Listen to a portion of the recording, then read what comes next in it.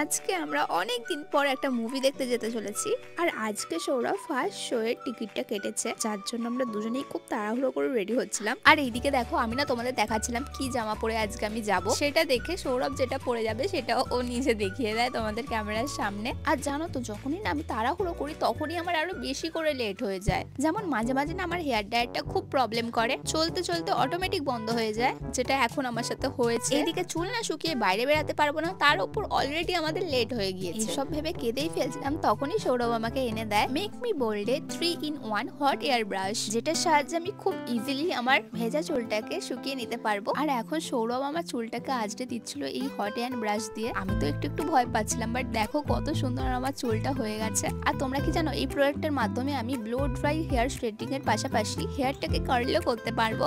আমার তো দারুণ লেগেছে এই প্রোডাক্টটা। আর হ্যাঁ, প্রোডাক্টের লিঙ্ক আমি অলরেডি তোমাদের সাথে শেয়ার করে দিয়েছি, চেক করতে ভুলো না।